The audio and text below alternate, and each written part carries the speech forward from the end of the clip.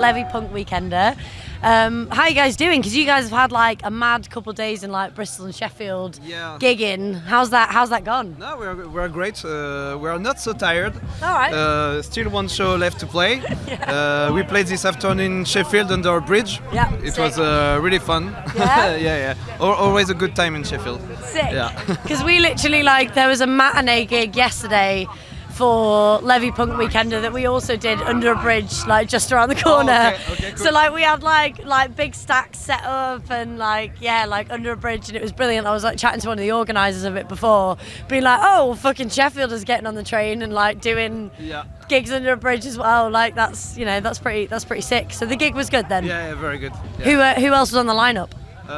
Weapons of Mass Destruction. Cool, nice. And we missed the other bands because we arrived a little bit late. Yeah. So. Yeah, but the sound was good. It was all sound. Well, the sound, under a bridge, it's Yeah, I bet. But are you excited about your set tonight, headlining?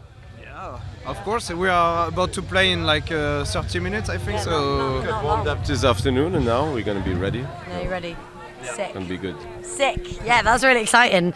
And you guys have been travelling around loads at the moment, going to Switzerland and Germany, and obviously you've done a lot of gigs in France. Yeah. How have they gone in general? How have your gigs been? Oh, really good. As we are playing since almost 15 years. Wow. So I guess a lot of people are into our music now. It's so the gigs are crowded, and that's cool. Good. Yeah. Good. No, that sound. Do you feel like you notice any differences with the punk scene in Europe to the punk scene in the UK, or are there any differentiation between the countries that you're in? No, Not really. No. No, it's quite the As same. long as we play in the same kind of capacity venues, around 100, 200 people. I guess it's the similar vibe, and of course there are some cultural differences, but not that big. Yeah. But you guys, so you said before that you have been going for 15 years, and obviously 100 to 200 capacity venues, it's brilliant. You get that intimate feel. Is that a conscious decision that you've made to stay in the smaller venues? Because obviously you guys have got more popular and you've got bigger. And you probably have the opportunity to do bigger gigs, but do you feel like you've made a conscious effort to do smaller gigs? Actually, we don't have that many opportunities for bigger gigs because our music is kind of niche. It's very fast, ice cream. It's so we are not so popular that we can play bigger shows. We can occasionally, but. It doesn't happen, and we are fine with this because we like to play, in front of people a few meters away, and not on a huge venue, not on a huge stage, very high. So it's fine for us. We like it that way. No, that's fair. It is exciting, and doing the smaller gigs are really good. And you guys have played in the UK quite a lot as well, though, haven't you? Yeah. Have you played Manchester Punk Festival before? Was it last year or the year before? Yeah, it was nice. Can you remember which stage you guys played at for that one? We In the played club. twice. Yeah, I think we played twice. Yeah. There's another cameraman coming in. I'm doing the By the way, yeah, you're doing There's more people. That's how popular we got now. We got so popular, our drummer's filming us. You can sit down as well.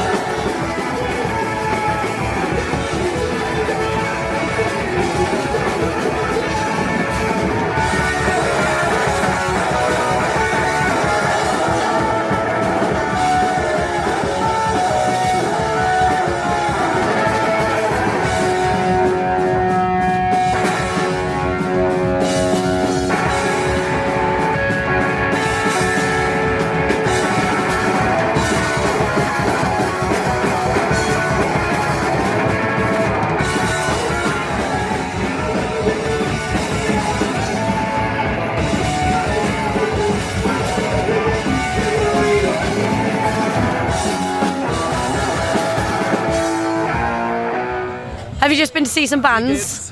Have you just been to see some bands? No, he was at the toilet. Oh, I see. I Doing the see. number two. Actually, I was stuck in the toilet. Oh no. Fair. Yeah, but you guys have played Manchester Punk Festival before, because some of those venues are like a bit bigger than like 200 capacity. Like yeah. But it still stays a club vibe. Yeah. We haven't been in the big venue because that would have been nice just to see how it is. But yeah, but then we always been in the smaller clubs of the clubs, but they're like the perfect size. It feels big. Yeah. Anyway, so yeah. as long as it sounds good. That's the only concern actually. Yeah. When you do you find that sometimes in the smaller venues that there isn't always the best? Oh, you think it sounds better? Yeah, because sick. if it's small, and even if you're far away from your amp, Yeah. you can still hear the rest of it. Yeah. That's our main concern actually. And it's sometimes a bit nicer if you pack out a small venue rather than having a bit of a bigger one. It feels bigger. Yeah. Because it was packed. 100%. And then you come out like dripping in fucking Exactly, sweat, like. Yeah. It's great. It's like, whose sweat is this on which bit of my body? Like, yeah, innit. But also your last album that came out, Relentless, that was in 2018.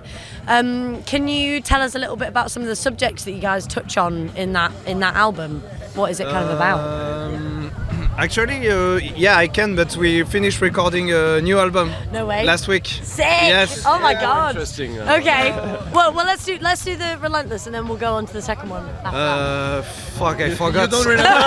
It's so long ago. Yeah. To be fair, I know 2018, a lot's happened since. Actually, no, the subjects are similar.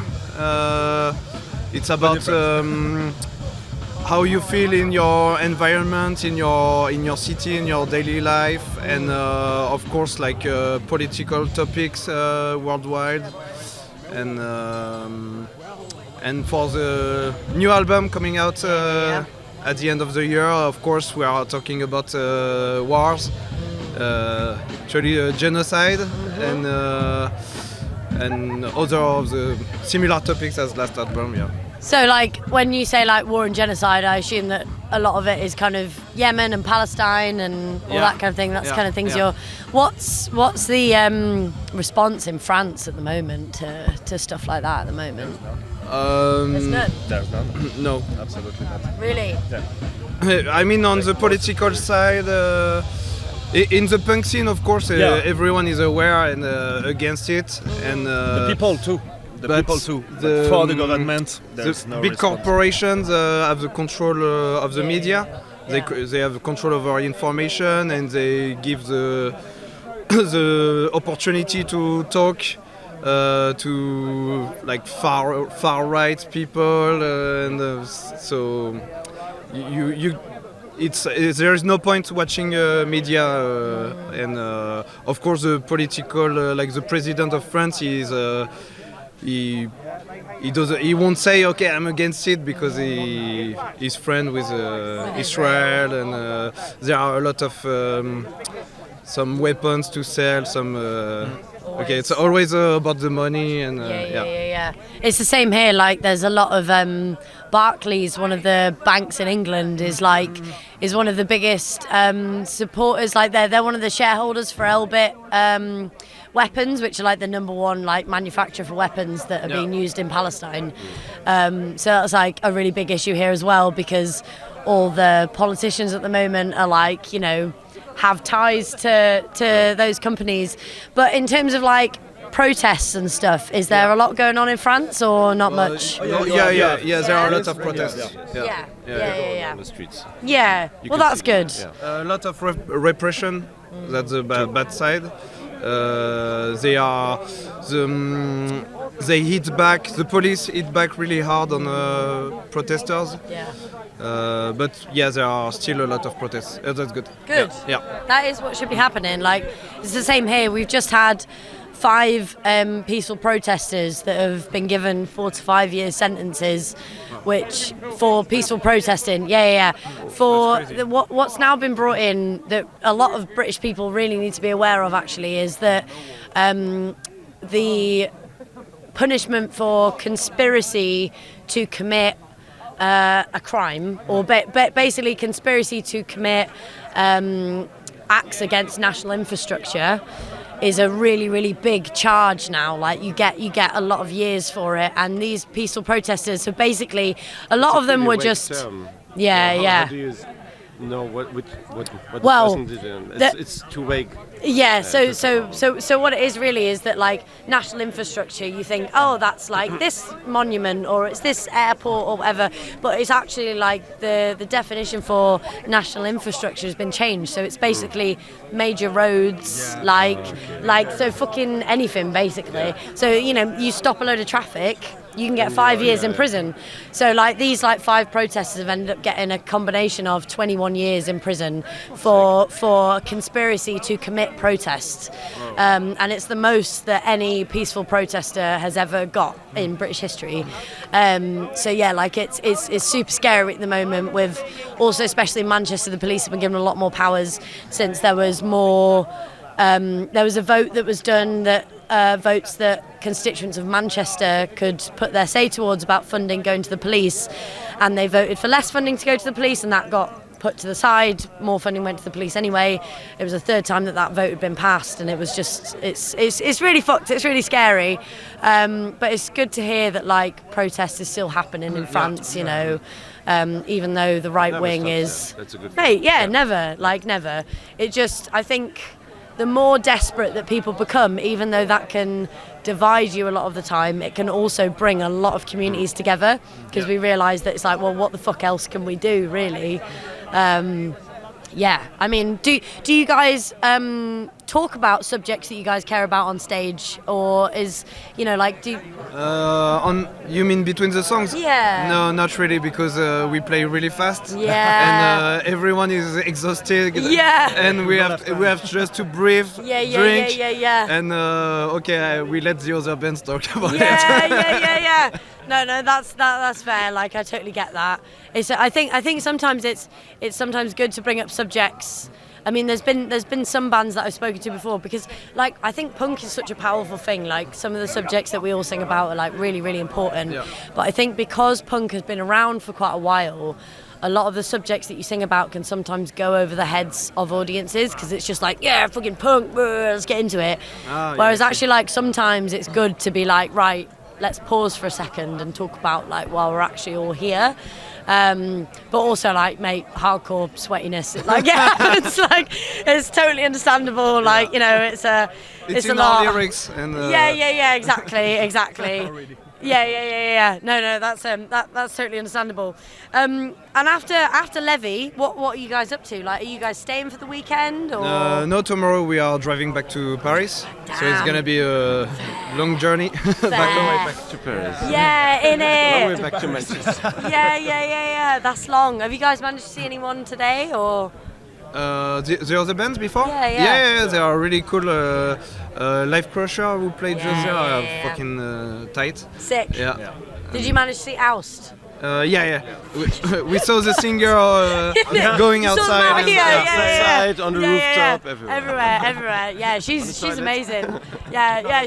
Oh no, that was you. I'm sorry. Oh, you was filming.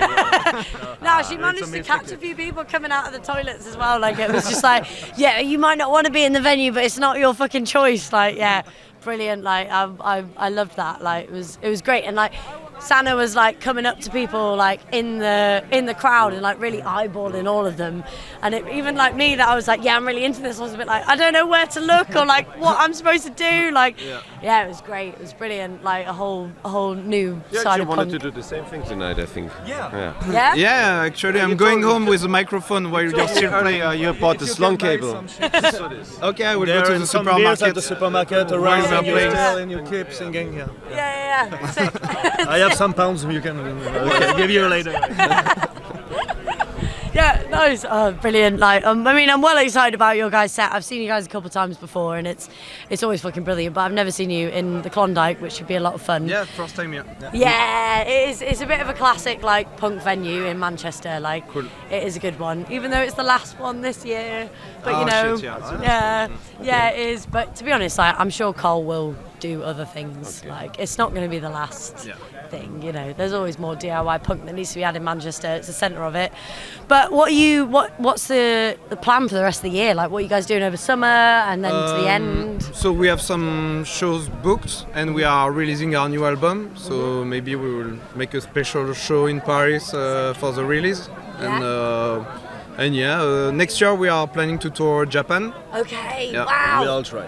Wow. Yeah, we will. Is that going to be like with another band, or are you just gonna? Do you just know No, some people? Just us. Yeah, we have a friend who toured there, and he has some contacts, and they will help us book the tour. Amazing. Yeah. That's going to be sick. Yeah. What in Paris as well, like where you guys are, is there many like squats or like DIY venues that you guys can go to? Outside of Paris, not really. Unfortunately, not that many. Or some officially venues Yeah, there are. inside of Paris, because Yeah, there are Paris is some not a official really big venues. city, but you have a big suburb actually, and yeah, you have more squats and places like this. But not many. But not so many. Or very far away. And, Yeah.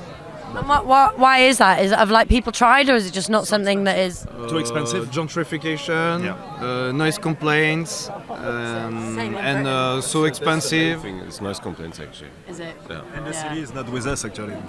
They don't want any alternative shows or something like this inside of Paris, because they say, oh, maybe trouble, maybe this kind of thing actually. Yeah, it brings the But price all of the time, it's houses the same down. story all the Yeah. time actually. Yeah, it's to be honest, like it's actually quite similar in Britain, but with squats in general, you always get like prejudice against that. But like actually, a lot of like music venues and independent music venues, basically landlords have like sold properties or like rented out properties that are like above music venues and sold it to the people in a wrong way.